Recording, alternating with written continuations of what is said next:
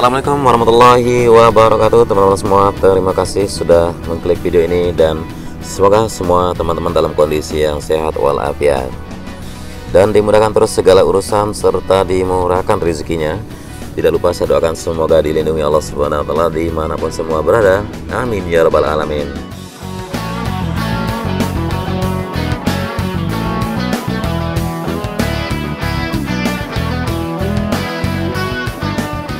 Ya, kita kembali lagi di sirkuit MotoGP Mandalika di sore hari di tanggal 8 Juli 2021 ini. Di sini kita menerbangkan kamera udara di sore hampir jam 5 sore sehingga bisa terlihat di sini sejumlah para pekerja yang masih beraktivitas maupun para pekerja yang sudah mulai beristirahat.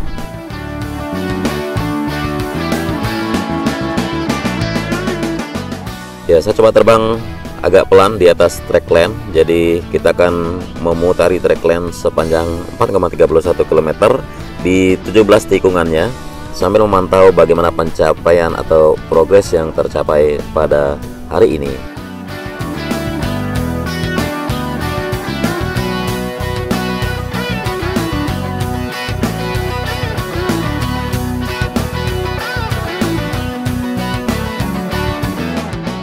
Dan kita sudah berbelok kanan di tikungan yang pertama. Di sini sudah mulai terlihat indahnya hasil dari pengaspalan layer yang kedua yang dilakukan dari track lane sendiri menuju ke tikungan yang keenam.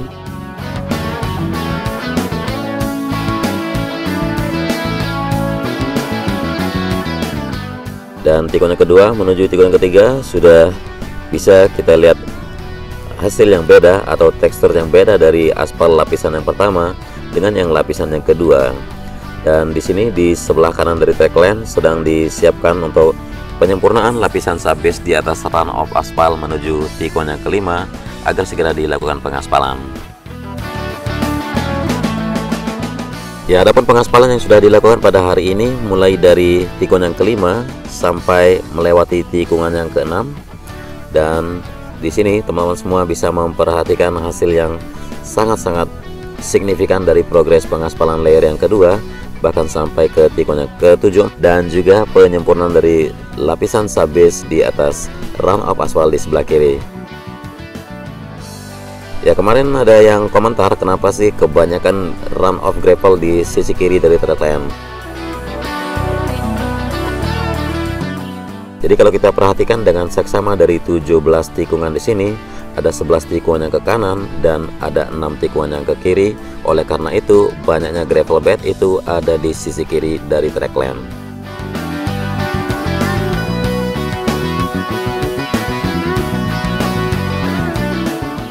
Dan sudah selesai terlihat di sini koreksinya drainase roton di sisi kanan dari track lane di tikungan ke-9, kemudian persiapan garis curve yang sudah dilakukan menuju tikungan yang ke-10, serta penyempurnaan dari penanaman rumput di sisi kanan dari track lane di bawah bukit di samping kanan dari tikungan ke-10 sudah terlihat hampir tuntas. Ya, kamera di sini masih kita gunakan kamera yang belum begitu stabil ya, dengan gimbal atau stabilizernya, ditambah lagi dengan cuaca mendung dengan angin yang sangat kencang, hampir kecepatan angin sekitar 45 km per jam, sehingga makin menggoncang kamera udara yang saya terbangkan. Ya, tibalah kita di tikungan yang ke-10. Terlihat sekali pemandangan yang sangat-sangat eksotis dari tikungan ke-10 di sini, terutama di area run of gravel yang sangat lebar, kurang lebih sekitar 180 meter dari track lane menuju service road sebelah kiri. Dan service road sebelah kiri sudah selesainya dilakukan pengaspalan untuk pelebarannya menuju tikungan yang ke-11, bahkan pengerjaan dari pondasi tiang-tiang pagar pembatas atau spectator fence yang hampir akan menuju ke tikungan yang ke-12.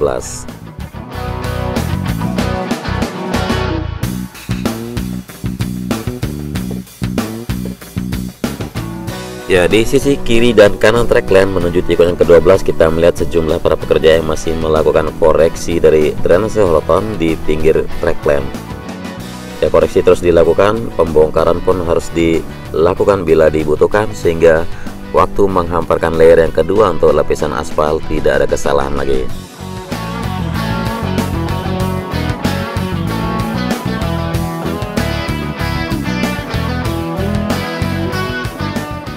Ya, terlihat sekali percepatan pengerjaan untuk pendirian tiang-tiang pembatas di sisi kanan dari servicer sebelah kanan menuju tikungan yang ke-13. Kemudian di sini sedang melakukan analisa juga untuk track length di tikungan yang ke-13, apakah perlu ada koreksi untuk pembongkaran untuk drainase sorotan. Lalu penyelesaian dari run off aspal di sisi kanan track length belum dituntaskan menuju tikungan yang ke-14. Ya, kita ke sisi kiri. Di servicer sebelah kiri di sini sudah mulai pengerjaan dari penggalian pagar pembatas yang merupakan kelanjutan ya dari tikungan yang ke-15 menuju 14. Juga penggalian di antara servicer sebelah kiri dengan run off gravel untuk penanaman pipa-pipa di sini untuk fiber optiknya, dan juga untuk sisi kanan di service road yang menuju tikungan yang ke-16 dan balik ke-17 bahkan sudah diletakkan sejumlah concrete barriernya.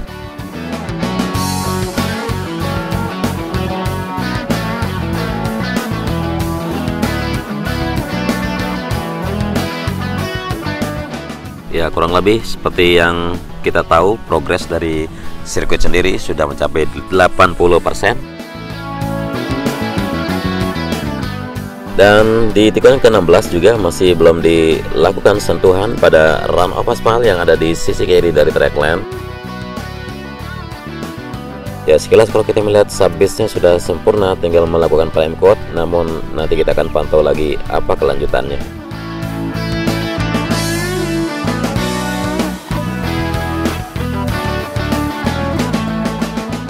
Ya, area rumput sudah tuntas dikerjakan di antara track length, yaitu di sisi kiri dari tikungan yang ke-17 maupun di sisi kanan dari tikungan yang ke-16 menuju tikungan yang ke-17, bahkan menunggu hamparan gravel bed yang akan dilakukan di sisi kanan dari tikungan yang ke-17.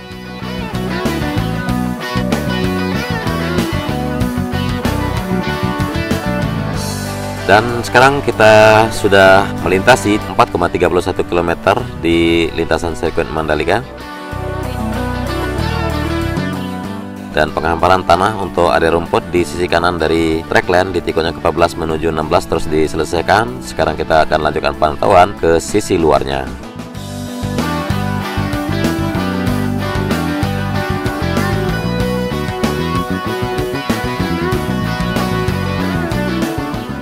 Ya, progres yang sudah tercapai untuk bagian bangunan untuk PLN ataupun di sini untuk race control sudah menunjukkan hasil yang lebih menakjubkan sekali.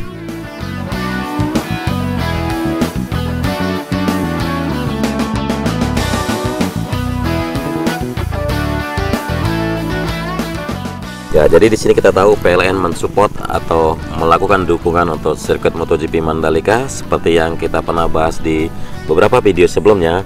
Kalau sirkuit MotoGP Mandalika diusahakan agar zero downtime atau tanpa kedip, istilahnya untuk listrik yang akan berada di sini nanti terutama di saat gelar balap baik itu MotoGP, Moto3, Moto2 dan WSBK. Kemudian untuk progres dari race control di sini seperti yang terlihat sama-sama kita pantau merupakan ruangan untuk melakukan supervisi atau ruangan untuk mengatur jalannya balapan bagi beberapa kelas MotoGP dan WSBK nantinya. Ya, terlihat untuk dua lantai dari bangunan race control di sini sudah menunjukkan perkembangan atau progres yang lebih cepat daripada perencanaan.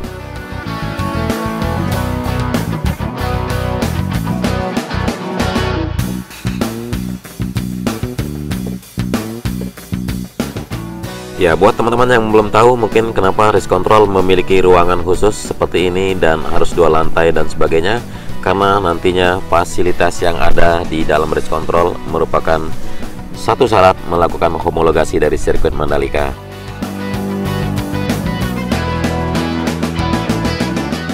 Jadi adapun beberapa syarat atau kelengkapan yang harus dimiliki oleh race control area, diantaranya ada 34 kamera untuk mensupport atau melihat ke 17 tikungan yang akan ada di sirkuit MotoGP Mandalika ini.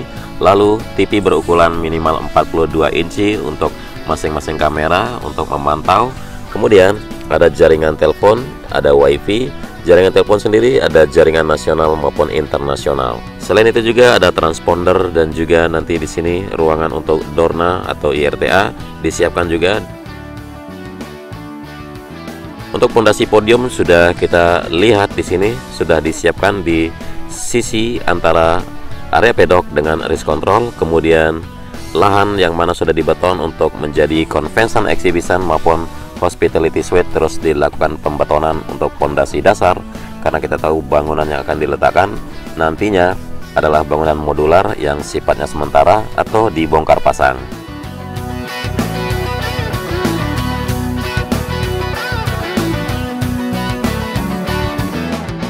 Ya, kita menuju ke area di mana medical center yang sudah dimulai pembangunan dari atau pendirian dari bangunan modularnya. Ya, di sini kita perhatikan kalau tingginya dari bangunan modular ini lebih dari 3 meter.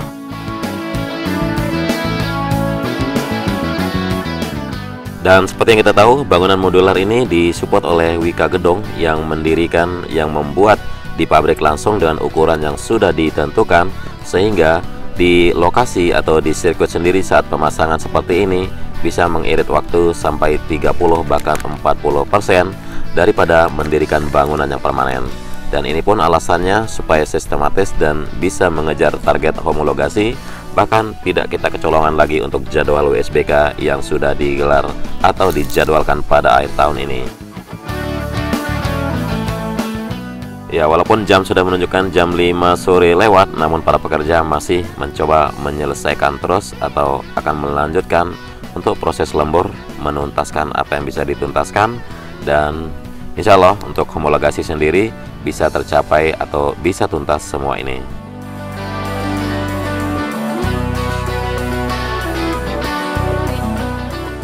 Ya, kurang lebih sekitar 26 modular disediakan untuk medical center. Kemudian nanti modular yang lain akan dikirim secara berkala untuk area yang lainnya.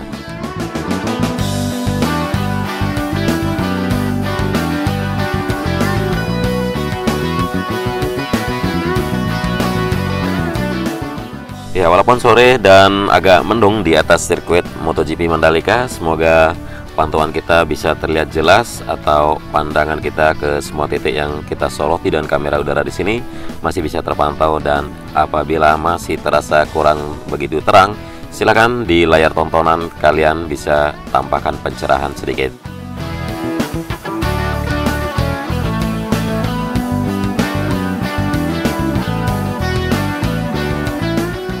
Nah, jadi semua bangunan modular dibuat di pabrik dan sudah diukur sebelum dibawa ke Mandalika International Circuit untuk dibangun di pondasi-pondasi yang ukurannya juga sudah ditentukan oleh Mandalika Grand Prix Association dan bersama pihak pengembang dari sirkuit MotoGP Mandalika.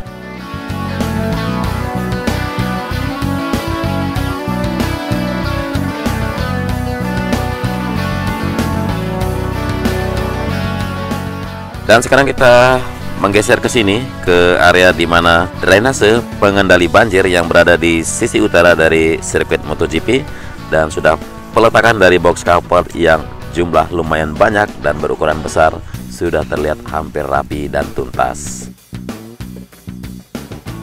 Yuk kita sama-sama menyapa para pekerja yang masih antusias dan semangat di sini menuntaskan apa yang bisa mereka kerjakan sebelum gelap menyapa. Ya, seperti kita lihat untuk box culvert dengan ukuran ya, satu unit box culvert nih dengan ukuran 2 meter kali 120, ditambah di bagian bawahnya juga yang sama, sehingga wah lumayan besar ya. Gorong-gorongnya ini sampai 5 lajur dipasang menuju ke sisi timur. Dan sekilas untuk jalan raya yang sudah diaspal di sini seperti yang saya beritakan kemarin, nantinya akan diturunkan setinggi dengan box culvert di sini sehingga tidak ada tanjakan atau tidak ada jalan yang elevasinya berbeda, karena nanti 4 lajur akan dituntaskan mulai dari bundaran yang ada di Masjid Nurul Bilad di sisi barat sirkuit sampai menuju ke gerbang utama atau kilometer 17 dari bypass bandara menuju Mandalika.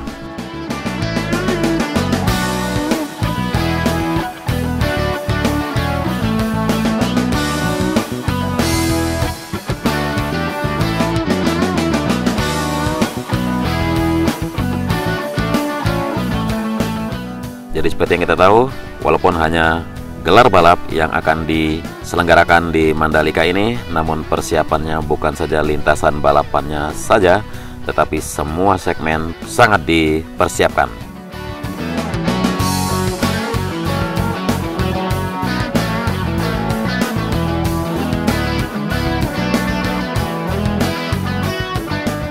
Ya, kita kembali lagi ke zona sirkuit ya untuk melihat titik yang lain yang belum kita soroti saat melintas di atas racetrack tadi.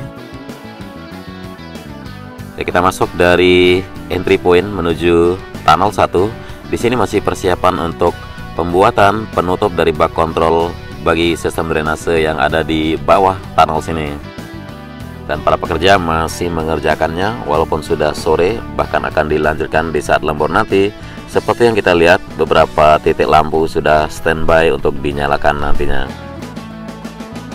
Ya, kita maklumi karena memang sirkuit MotoGP Mandalika ini berlokasi di pinggir pantai, sehingga ketinggian air laut lebih tinggi dari kedalaman tunnel atau terowongan, sehingga air tetap ada merembes di bawah.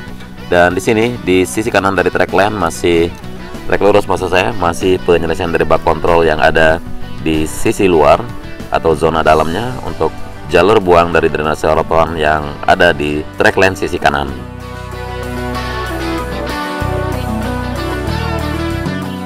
Kemudian persiapan atau kelanjutan dari tahap pembesian untuk fondasi pedok terus diselesaikan, membentang hampir menuju ke race control area.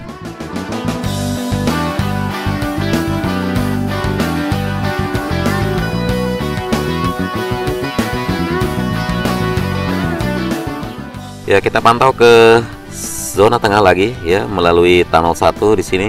Jadi seumpama nanti teman-teman akan datang dari jalan provinsi masuk ke sini ya, langsung ke zona tengah mencari posisi tribun yang benar-benar merupakan tribun favorit Anda semua. Dan progres yang terlihat di sini masih pengerjaan untuk bagian penutup dari bak kontrol sistem drainasenya. Dan pepohonan juga di sini sudah mulai ada penebangan maupun ya beberapa rumah yang semuanya memang belum direlokasi tapi sudah mulai berangsur-angsur satu persatu dilakukan relokasi, dan nanti akan ada jalan utama masuk ke sana ke area tribun panjang yang merupakan area glamping juga.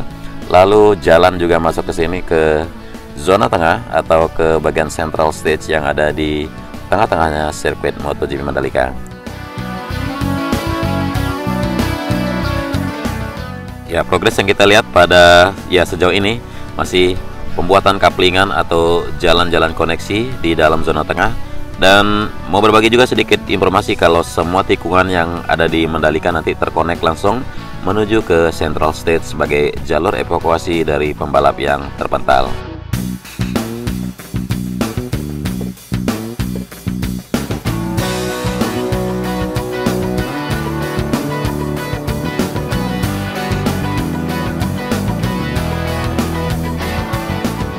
Ya, kurang lebih masih sekitar 70 kk yang belum direlokasi dari zona tengah sirkuit MotoGP Mandalika karena lahan enclave dan masih menunggu konsinyasi progres.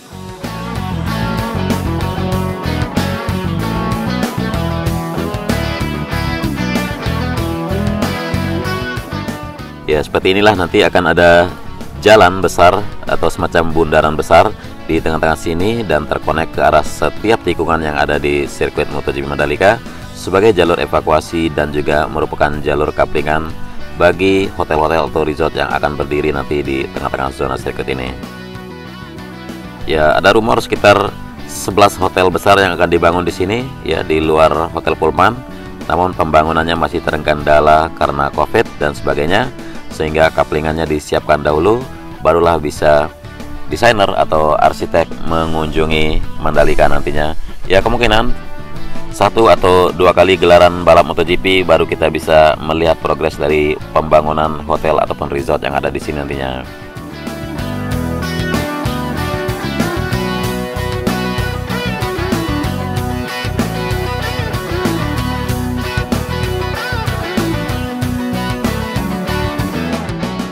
Ya, buat yang belum tahu, kalau sisi selatan juga akan menjadi area glamping, area camping, dan juga beberapa resort akan berdiri nanti.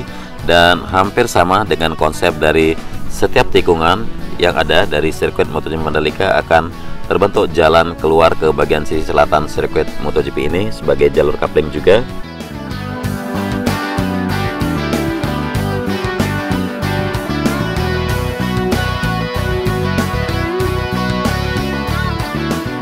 Ya, mungkin itu saja yang bisa saya share di video kali ini buat teman-teman semua. Semoga sama-sama kita tahu dan bagaimana menurut Anda, komentar Anda maupun masukan Anda. Jangan sungkan untuk diisi di kolom komentar. Kurang lebihnya dari narasi maupun visual yang saya sajikan, mohon maaf yang sebesar-besarnya. Terima kasih telah menyimak sampai akhir durasi. Wassalamualaikum warahmatullahi wabarakatuh.